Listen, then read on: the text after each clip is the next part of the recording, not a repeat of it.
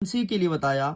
मेरे प्यारे बच्चों को मैसेज आ रहा था कि सर आप अगर मेरे लिए वीडियोस नहीं लाओगे ना तो हम लोग आपसे नाराज हो जाएंगे। यार मैं तुमको नाराज कभी होने दिया हूँ जो इस बार हो जाओगे? ऐसा नहीं होगा, बस मैं थोड़ी व्यस्त था। लेकिन फाइनली अब तुम्हारे लिए वीडियो आ चुका है। मैं आपको भी टॉप 20 क्वेश्चंस बताऊंगा और तुमको पता है कि जो क्वेश्चंस मैं बताता हूँ वहां से ज्यादातर क्वेश्चन हमारे एग्जाम में आता है और देखने को मिलेगा। साथ में बूस्टर डोज भी आएगा, परेशान मत होना, इत्मीनान से मेरे साथ बने रहना। तो चलो करते हैं वीडियो को शुरू और फटाफट देखते हैं कौन कौन से क्वेश्चंस रहने वाले हैं। लेकिन उसके पहले हम देखेंगे कि हमारा सिलेबस क्या रहेगा। देखो, अगर मैं इतिहास के पेपर की बात करूं तो सबसे पहले ये आ रहा है लेखन कला और शहरी जीवन, ये आएगा।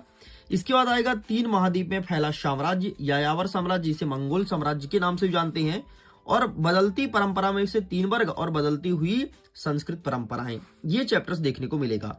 मतलब 1 2 3 4 5 कितने चैप्टर्स आ रहे हैं? जो बचा हुआ 3 चैप्टर है ये हमारे एग्जाम में नहीं आएगा, तो इन्हीं चैप्टर्स को हमें बहुत अच्छे से कवर करना है। हम आज के इस वीडियो में 2 अंकीय, 3 अंकीय और 4 अंकीय उन सभी क्वेश्चंस को बता दूंगा जो एग्जाम में आने वाले हैं। तो चलें फिर शुरू करें। अध्याय नंबर 1 लेखन कला और शहरी जीवन। तो सीधे हम जाएंगे अपने अध्याय नंबर 1 पेज नंबर 15 में एंड यहां से स्टार्ट हो रहा है हमारा चैप्टर। ओके, तो टोटल आपका नजर ऑन स्क्रीन होना चाहिए। थोड़ी मैं जूम करता हूं ताकि आपका नजर भटके ना और सीधे सारे क्वेश्चंस को अच्छे से समझिएगा। अब देखो, यहां से 1 अंक के क्वेश्चंस को तो मैं साइड करता हूं, हम सीधे आपको आगे बड़े बड़े क्वेश्चंस को टिक कराने वाले हैं। सबसे पहले आपको पता होना चाहिए कि मेसोपोटामिया क्या है। ये एक सभ्यता है, ठीक है। जिस प्रकार से हमारे यहाँ थी ना सिंधु घाटी सभ्यता, वैसे मेसोपोटामिया एक सभ्यता है तो कुछ नहीं। ये यूनान भाषा के 2 शब्द से मिलकर के बना है, मेसो और पोटामोस। मेसो का मतलब होता है मध्य और पोटामोस का मतलब होता है नदी। मतलब 2 नदी के मध्य जो सभ्यता विकसित हुई उसे कहते हैं मेसोपोटामिया। हमारे एग्जाम में प्रश्न पूछेगा ये 2 नदी कौन कौन सी थी, तो इसका नाम था दजला और फरात, ठीक है। दजला और फरात, जिसका नाम चेंज हो गया है अब इसे टिग्रिस, दजला को टिग्रिस कहते हैं और फरात को यूफ्रेटस के नाम से जाना जाता है। इस चीज को ध्यान रखिएगा, ये क्वेश्चन हमारे एग्जाम में बनेगा। देखना, ये देख किस 2 नदी के मध्य था, तो दजला और फरात, ठीक है। तो जितने भी मैं बोला हूं शब्द, एक एक शब्द इंपॉर्टेंट है, एक एक शब्द और एक एक शब्द से क्वेश्चन बनेगा, ध्यान रखना, ठीक है जी। बाकी स्टेल क्या है, तो स्टेल पत्थर का ऐसा शिलापट्ट जिन पर अभिलेख उत्कीर्ण होते हैं उसे स्टील कहते हैं, ठीक है। ये ध्यान रखना है। नेक्स्ट क्या देखना है कि क्यूनिफॉर्म का अर्थ बताओ, तो क्यूनिफॉर्म का मतलब होता है किलकार, ठीक है। किलाकार सॉरी, क्यूनिफॉर्म का मतलब होता है किलाकार। तो ये एग्जाम में देखने को मिलेगा। आगे बढ़ते हैं। नेक्स्ट क्वेश्चन क्या कह रहा है कि सीमार का क्या आशय है, तो ईंट से बने शहरों की भूमि को सीमार कहते हैं, ये हमारे एग्जाम में देखने को मिलेगा। स्टेपी का मतलब क्या होता है, तो ये रहा, ठीक है। तो सीमार, स्टेपी, क्यूनिफॉर्म, ये आपको याद रखना है, ठीक है जी। अब आगे बढ़ते हैं, थोड़ी बड़े प्रश्न को देखते हैं। बड़े प्रश्न में से मेसोपोटामिया में सामान का आयात निर्यात किस प्रकार से होता था, तो ये चीज पढ़ लेना, एग्जाम में देखने को मिलेगा, ठीक। बाकी कुछ नहीं आएगा, आप इन सब चीजों को छोड़ दीजिए। आगे बढ़ते हैं। नेक्स्ट क्वेश्चन, यह कहना क्यों सही होगा कि खानाबदोश का मतलब होता है जो जीवन यापन करने के लिए एक स्थान से दूसरे स्थान तक जाते रहते हैं। तो यह कहना क्यों सही होगा कि खानाबदोश पशुचारक निश्चित रूप से शहरी जीवन के लिए खतरे थे, तो ये रहा, आप इसका फोटो क्लिक कर लीजिए, ठीक है। ये एग्जाम में देखने को मिलेगा। आगे बढ़ते हैं नेक्स्ट क्वेश्चन की तरफ।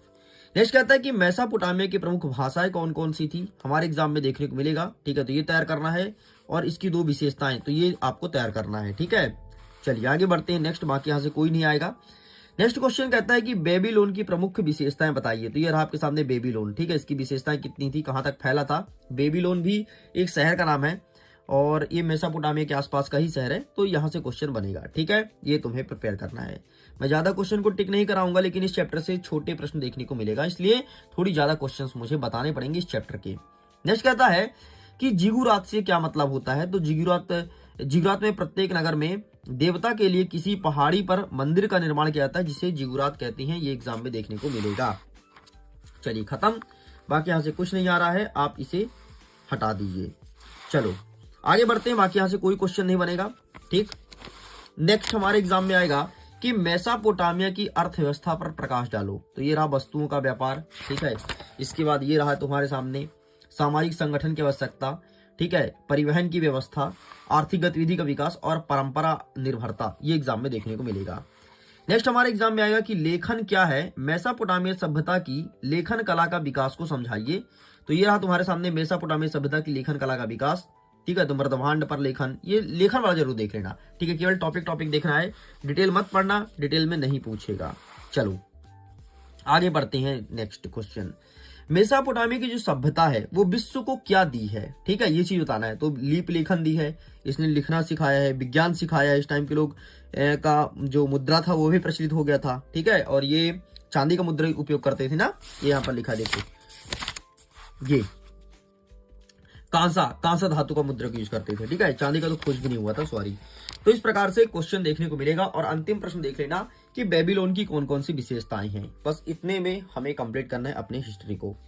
आगे बढ़ते हैं, अध्याय 2 आ गया है, बस इतना सा करना था। अध्याय 2 देखो 5 मिनट में मुश्किल से मैं तुम्हें 7 से 8 प्रश्न बताया हूं, वही करना है।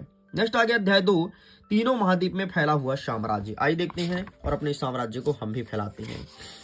सबसे पहले रोम साम्राज्य के बारे में ज्यादातर क्वेश्चन देखने को मिलेगा, ये मैं तुम्हें बता देता हूँ, बाकी यहाँ से कोई प्रश्न नहीं आएगा। हाँ, गृह युद्ध देख लेना, गृह युद्ध का मतलब क्या होता है ना। वैसे ये क्लास 10th का क्वेश्चन है, तुम्हारे एग्जाम में नहीं आएगा।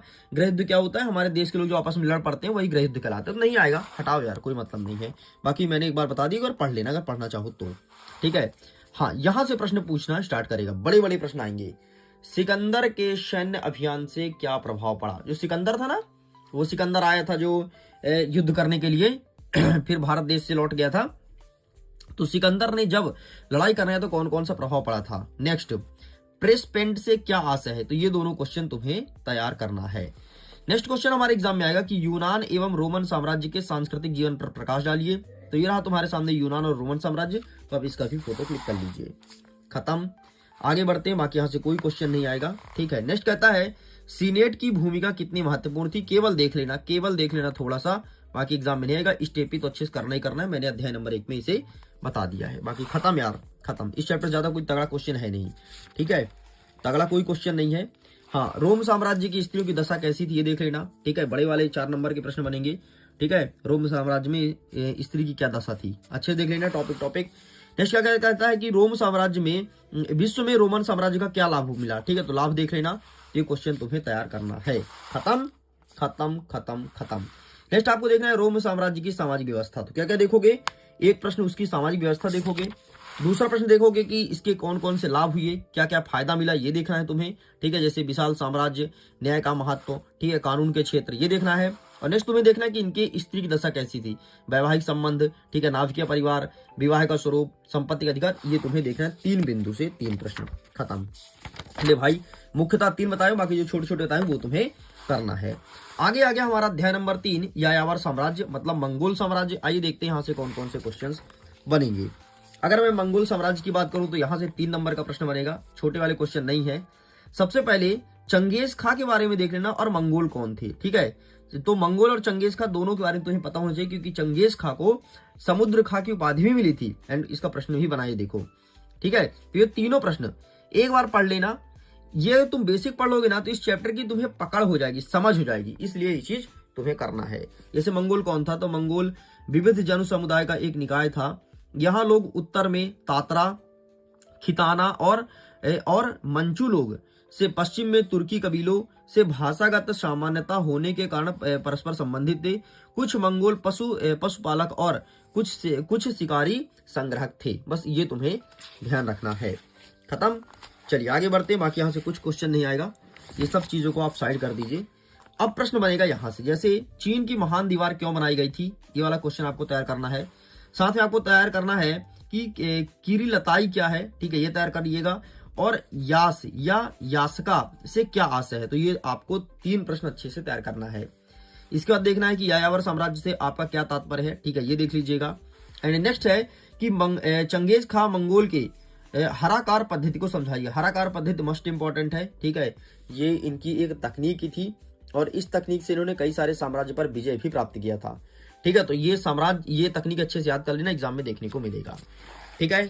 अगेन चंगेज खां से प्रश्न बनेगा कि चंगेज खां के सफलता के 3 कारण बताना है, ठीक है, ये क्वेश्चन एग्जाम में आएगा, तो ये आपको प्रिपेयर करना है।